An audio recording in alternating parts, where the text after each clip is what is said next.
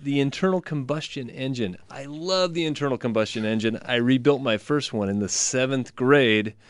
And with what I saw on Motor Trend the other day, I think they may be going away. I don't know about that, Dave. I mean, what you're talking about, the 2013 Motor Trend Car of the Year is a Tesla. And I'm not talking about the band, for you rockers out there. No Tesla. The Tesla, what the heck is that thing? I mean, it's an electric vehicle. So that Fully electric vehicle. It's not hybrid. There's no internal combustion engine anywhere in that thing. No petrol. I mean, this is a game changer as far as I'm concerned on this car. This thing does 0 to 60 in 4 seconds. This ain't your daddy's Prius. Well, no. It's going to wake up the giants is what it's going to do. The name Tesla came from the gentleman in the 1880s that invented this type of motor. So AC induction motor, right? AC induction motor, no windings, all magnetic control. But I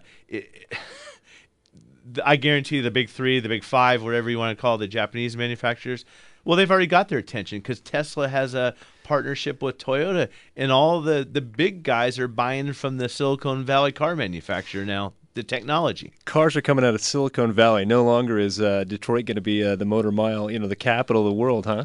Yeah, I'm telling you, I don't know. It's not a car for the masses, though. You need $100,000 to get into this thing. No, so you can get one for $80,000, with some tax rebates. Okay. It's still not a car for the masses. Still not for the More masses, than I'll spend Dave. on a car. Yeah.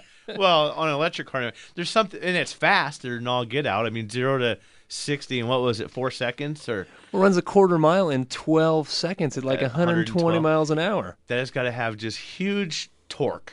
I mean, but I like out hearing the throaty exhaust and the air sucking and the turbo spinning, and this thing would just probably have a little bit of a... The only thing you can hear is the tires rolling down the road. I mean, that's pretty impressive. I mean, it's got a range of 250 miles. That's blown past, other electric cars in years past. What's most impressive about this to me is this thing's only been on the drawing board for 10 years. And I kind of had given up on American ingenuity. This totally changes. I mean, they got 250 patents with several pending patents still going on. I mean, what is under the hood of this thing? Nothing. It's a trunk. Nothing. It's like an old Volkswagen Bug. It's the bonnet. There's some luggage storage in the front, and then there's a big, giant. I don't know that's big and giant motor connected to the rear end, to the rear differential. Does that change the way you look at your automotive repair business? I mean, because this is it's not for the masses, but it certainly is going to make everyone else take notice. I mean, here's a startup company. Entrepreneurs 10 years ago, it's just an idea, and now they're looking to mass produce. Not only that, they're putting in filling stations 100 across the United States. 100 across the United States. And they have superchargers where they can dump in like 40 kW and charge the car in 30 minutes. Unless you can connect them every 200 and some odd miles, I don't think 100 is going to quite cut it. But you're not going to see these cars. You're going to see these cars in L.A., right? San Francisco, Miami. They're going to put them in the major metropolitan areas, or maybe a filling station between here and Tucson. I don't know. But Tesla now has the Tesla Toyota RAV4, or the Toyota Tesla, whatever order. But it's your Toyota RAV4, 100% electric, and it's a partnership with Toyota and Tesla. Now those are going on the market, I think, in the spring, but only San Francisco, the northern California area, that Bay Area. So they have every intention of mass producing these electric cars, but at the same time they're going to sell their drivetrain components to other manufacturers. So Toyota's taking notes. Yeah, well, they've got, Toyota, it was a $100 million deal between Toyota and Tesla. So take note. And Toyota's leading the way with the Prius and the other models as far as I'm concerned. This thing is completely, the whole body, it's aluminum. The whole car is practically aluminum. That's a huge change. It still weighs almost 5,000 pounds, but they put the batteries and the motor and everything is down low, so it has a center of gravity like a Ford Mustang GT. Well, it's like a race car. It's wherever if you can control where you're going to put the weight, you're going to make the car perform and handle when it's your choice. You can do whatever you want with it. 10 years ago, would you have pictured an electric car like this? I really think we're probably a decade away from really, other than a big truck running down the road. Are we going to be internal combustion for very long? Yeah, it's not going away. I don't know. I think the gas prices and people getting tired of that has really put the pressure to create a product like this, so we're not relying on fuel in the Middle East, for that matter. Well, I'm not going to go change my business plan, but it's definitely something to be prepared for. Because even with what we have now, the Priuses and stuff, they're dangerous to work on at times. I mean, if you own a Prius and you open the hood and start touching stuff, you're crazy. Right. You can kill yourself working on one of them. So it's a whole nother type of deal. Now we've got to go find an electrician that understands is mechanically inclined, because these are 3-phase, 700 amp or volt, whatever, you die working on the car if you probe the wrong wire. There's so many less moving parts as compared to an internal combustion engine. You don't have an 8-cylinder with 8 pistons and 16 valves. This has a 1-speed transmission. I don't know what that does for me. Go or no go. Going down to Tri-City to get my 1-speed transmission looked at, there's nothing there. What am I going to fix? Right. Yeah, it's I think it'll create a whole new, set of issues and problems itself. Well, and they were born as a performance car. They just want to come in and build a good electric car. They want to come in and build just a car. They set out to build the best car, not just the best of a category. And it's definitely, it will trickle down for sure, especially with the marriage with Toyota. The Toyota saw that. Somebody over there saw that. Yeah, well, I think they jumped out ahead of everybody. They did this. Everyone's going to take attention. That's why it's a game changer, and it raises the bar. So I think this is really going to trickle down pretty quick, I think. Car of the year. First time in 60 years that Motor Trend has ever had an electric car be the winner. Yeah, and if you want to have just an electric car, the only other purely electric car is the Nissan Leaf. The hybrid. The others are all hybrids. They use electricity, or the Chevy Volt's got a gas motor to charge. But this is 100%. They even get solar. Why don't they have the top be? Well, now you can cool charge your solar car panels while you're driving. You're generating. Hey, what's up with that? Remember that when electric cars first started coming around, they did have solar cars. Yeah. Well, I remember the concepts way back in the day. GM's been working on it. Well, probably even before we even knew. But with the Saturn, they had that first I don't know if it's Ion or that electric car. Didn't take off. Who knows? We've got Joe, who's driving in his car. He's in a Nissan Leaf. I got to talk to Joe. Joe, how you doing today? Good. How you doing? Good. So what do you think about that Leaf, Joe? What insight do you have for the electric car people out there?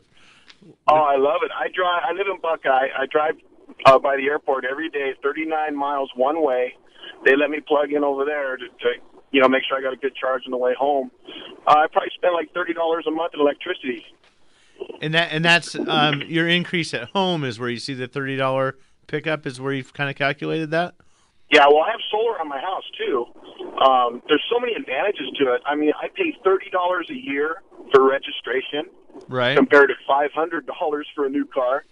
And you get to go in the carpool lane. No, I think they ran out of the. Did they reissue a plate? Because I know there was at some point there were no more the super duper license plate to get in the high occupancy lane. So did you actually? I qualify for the carpool lane. Oh wow, that's cool. That saves you probably a lot of time commuting as well, right? Oh yeah, definitely. Well, Phoenix is kind of hard doing the carpool lanes, but right. I still get to use them.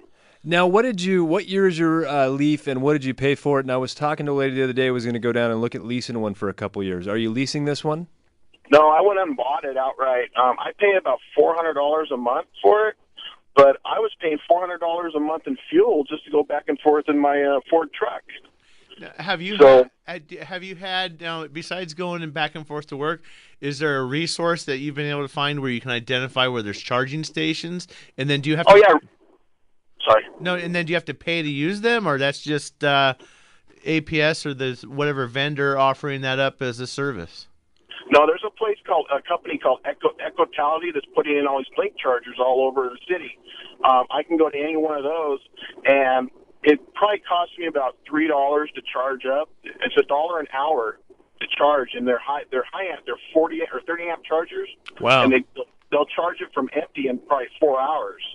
Most likely I'm going to use 2 or 3 hours to charge. So, I mean, I can drive to the Diamondbacks game and park in the city garage. They have 6 chargers over there. It cost me like $8 to fill up and come home, or maybe $4 or $5. You get your parking space, your charge, and the whole deal, and you get like a VIP spot because you're the only one. Yeah, that's pretty cool. That's yeah, really and cool. even right downtown, Equitality there's a couple fast chargers, I think 4 or 5 around town, that they'll charge my vehicle in about 20 minutes to about 90%, which is no different than waiting in line for gas. What did you spend on that thing? I have no idea what a Leaf goes for. 25 Well, grand? 30 About grand, 30 grand around numbers. 37,000. How many miles do you have on it at this point? Right now, I 10,300 miles, and I just got it in June. Is it weird? Are you getting used to it? I mean, I've driven a couple, and you're sitting there at the stoplight. You feel like you want to reach for the key and start the car because it's not, it's not running. Oh no, it's great. I mean, if people look at me, they can't hear. It's got a little dinging noise that it makes when it's not running real fast because that's so people can hear you coming because it's so quiet. Right.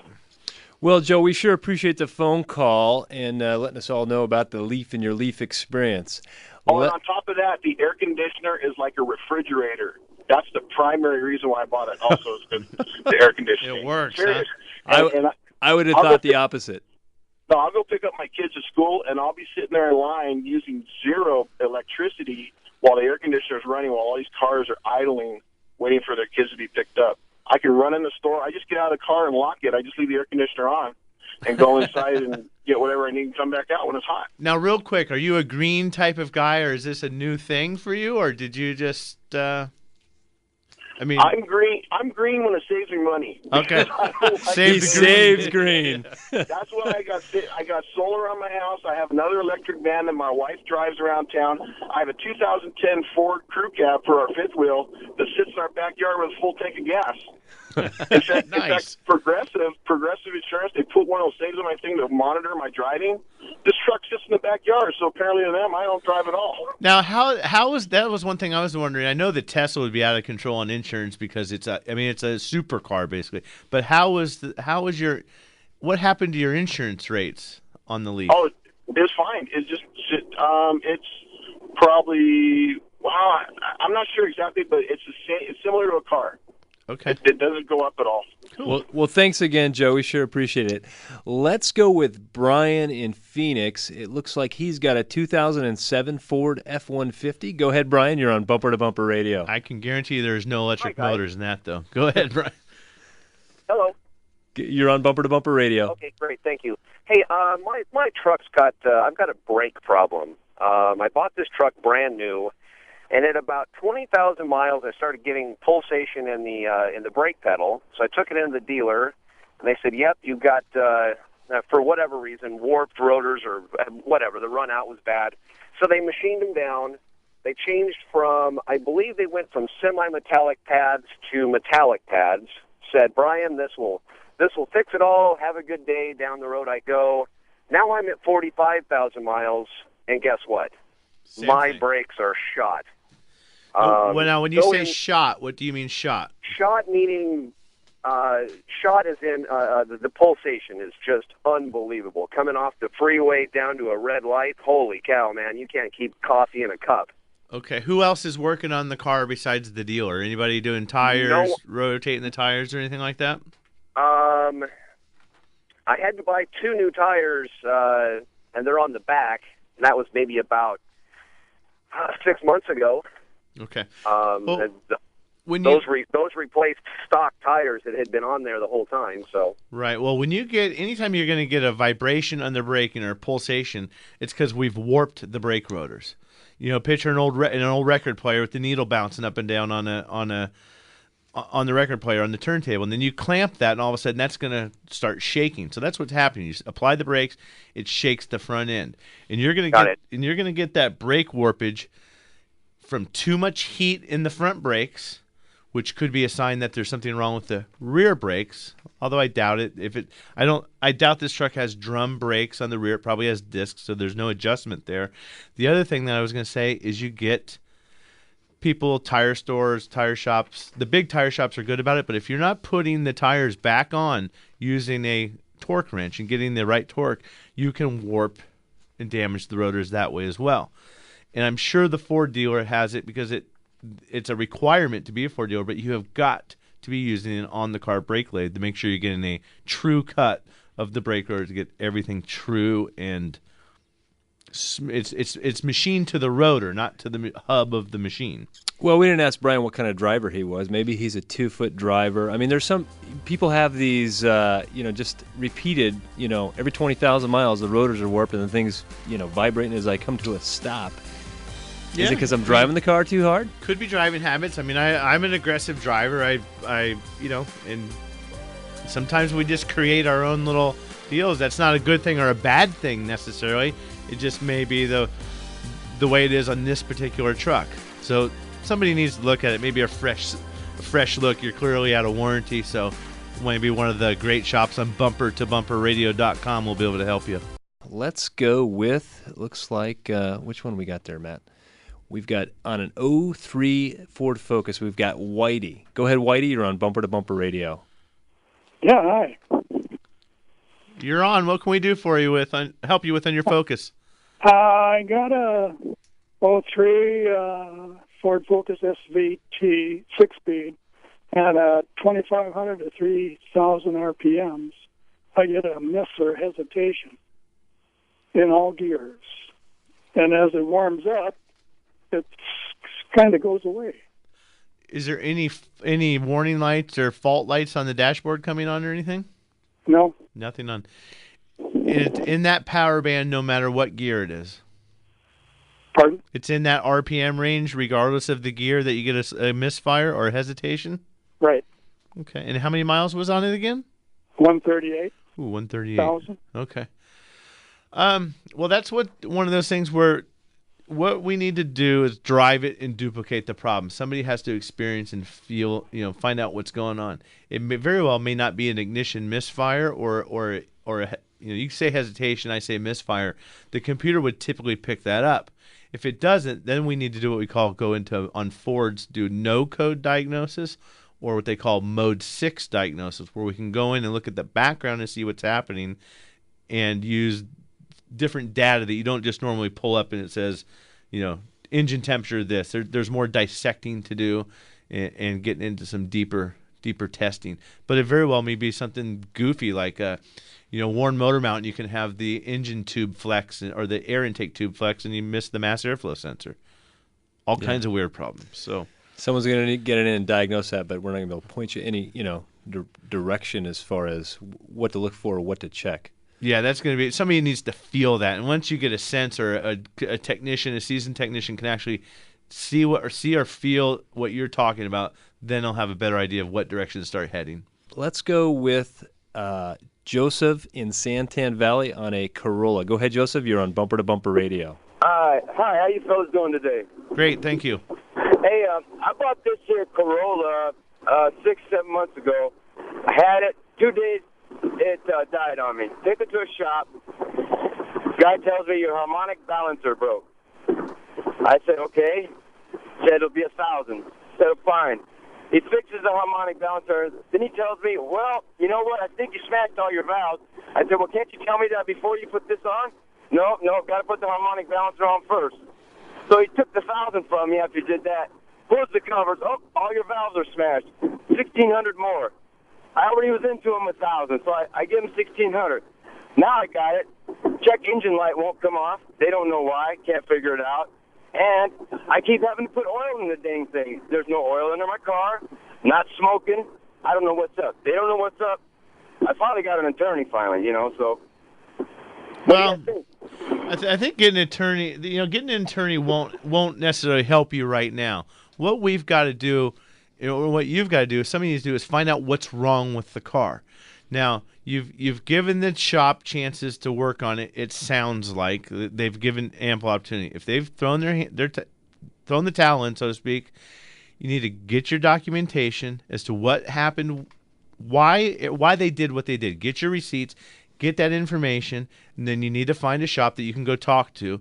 In this case, I'm going to say, if you came to me, you're going to be without your car for a couple days. We're not going to go in and just start beating up on the other shop. We need to go find out what happened. We're going to document well, and we need to fix the car, whatever that is. And then once you have the solution, then hopefully you can go back with some recourse and find out what's happening. Dave, what do you...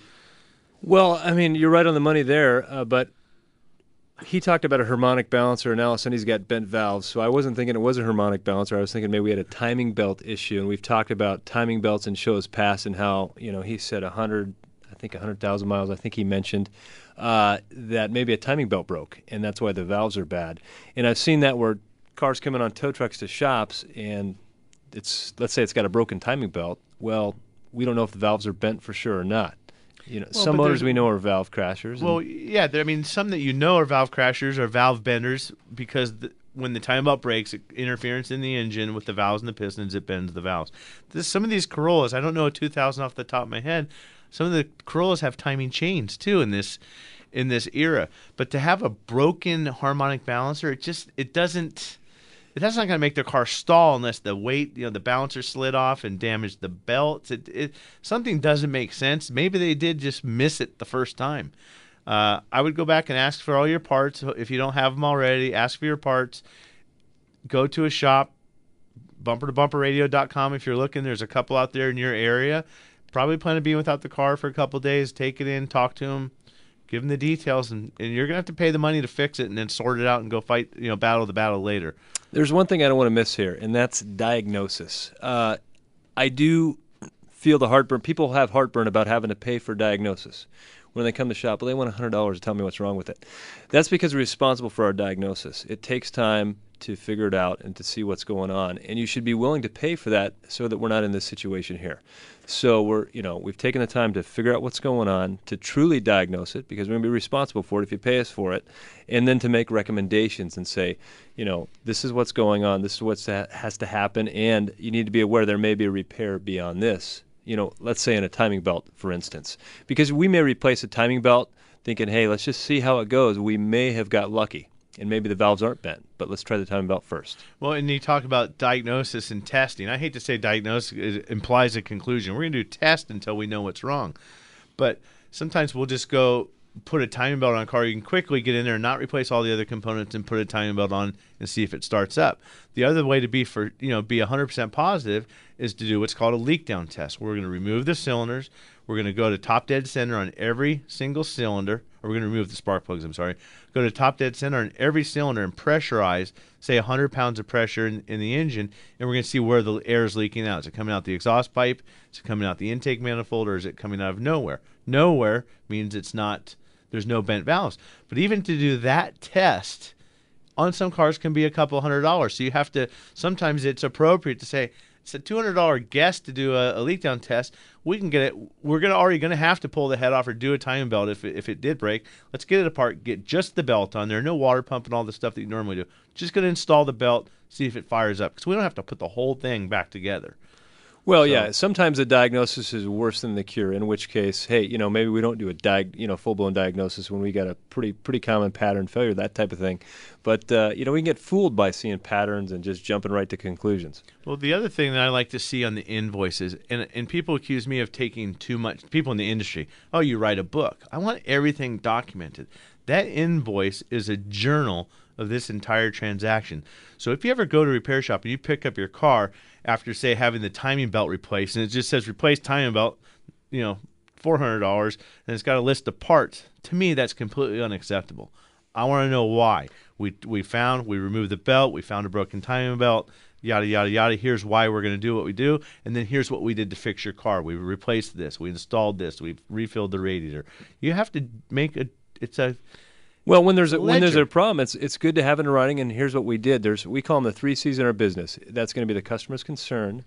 Then the diagnosis is the cause, and then we're going to have a recommended correction. So the 3 C's. I've taken it to 4 C's in my shop. We want confirmation. Why do you always got to outdo me, man? Is there something wrong with my 3 C's? No, yeah, 4 is better. Confirm it. So. Well, we had an email question from Mark on a Kia Forte. He said, do I really need to get the TPMS rebuild kits when I buy new tires?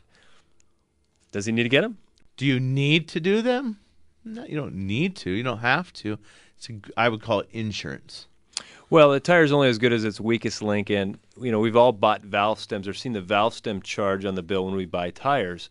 Well, this is similar to that. There's a grommet that seals that tire pressure monitor to the wheel, and then the valve core, which is the little pin that gets depressed when you air up the tires.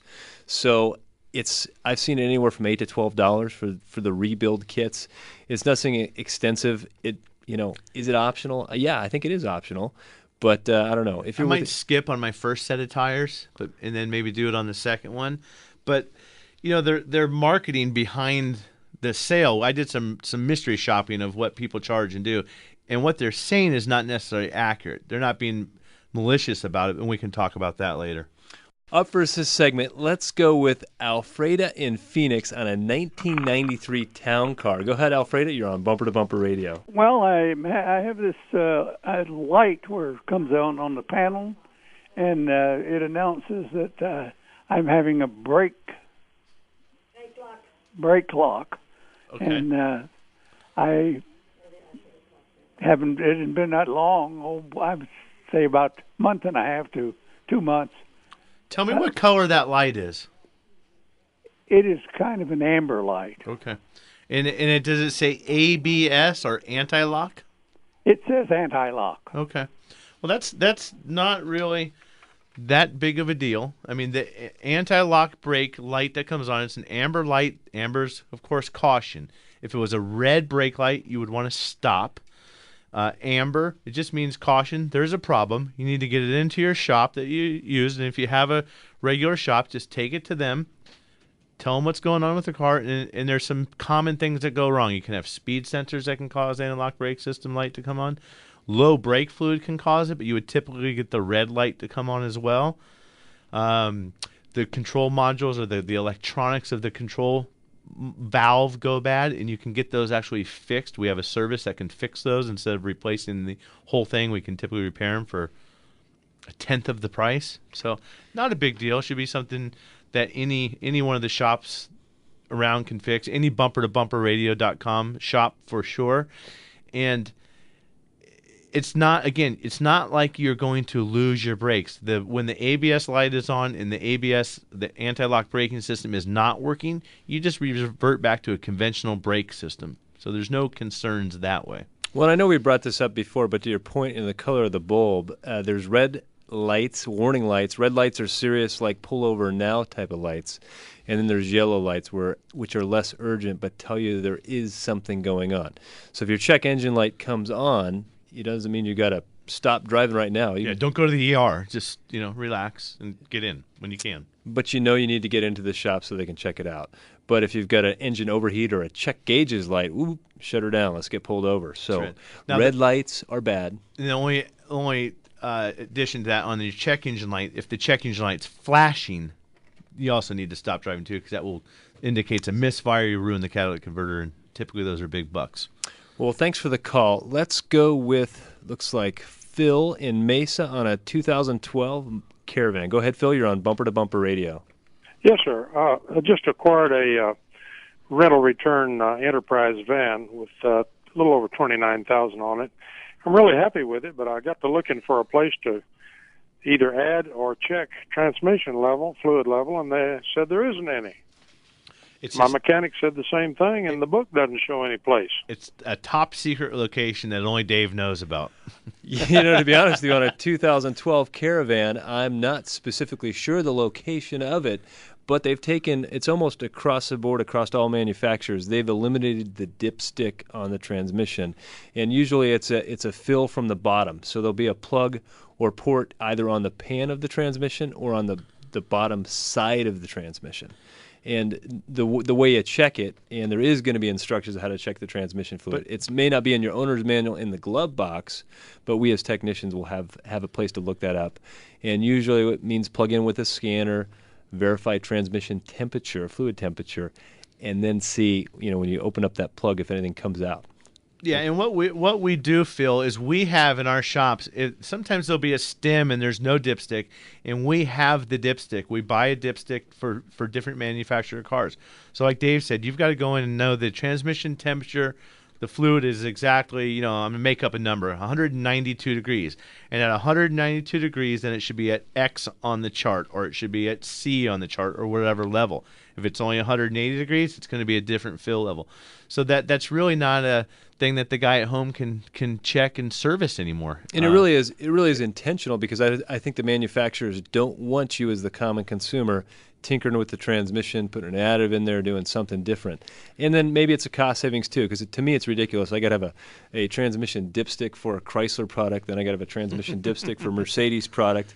Yeah, but they're not making 4 million of those and putting them on the road. And if those are $4 a piece to stick in the car, 16 million or whatever, whatever my math is. Well, they cost me 90, so they're not saving me any money. I know, yeah, exactly.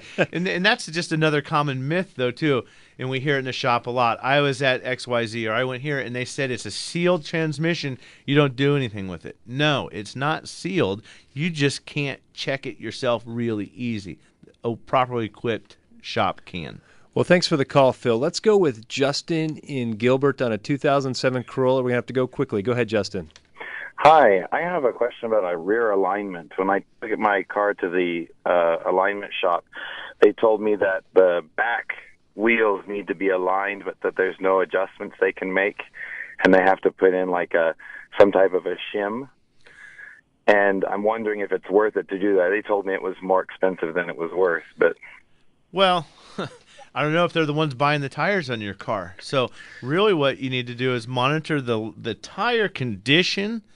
And just to go get an alignment for no reason, no, you don't need to go put them on there. But if they measure it and it's out of alignment, the only way to adjust that, if there's not adjustment eccentrics like on a lot of cars, then you do have to go put a shim between the rear hub and where it mounts to get those right.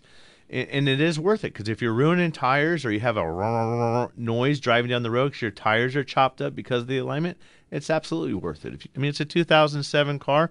You want to keep that car nice, keep it up, take care of it. Maybe they were referring that it just wasn't that far out to necessarily go after, and maybe it's not an alignment angle that's going to cause tire wear or negative driving. So I could see where there could be some trade-off with that. It was, it's not exactly perfect when you look at the measurements or the specs as far as alignment goes, but maybe it's not worth chasing it down. Well, and a lot of people ask, do I need to get an alignment when I got new tires? Not necessarily. You need to look at the tires. The old tires that you're going to take off are going to tell us a story about how your suspension and about your alignment, and that will make the determination on what we need to do.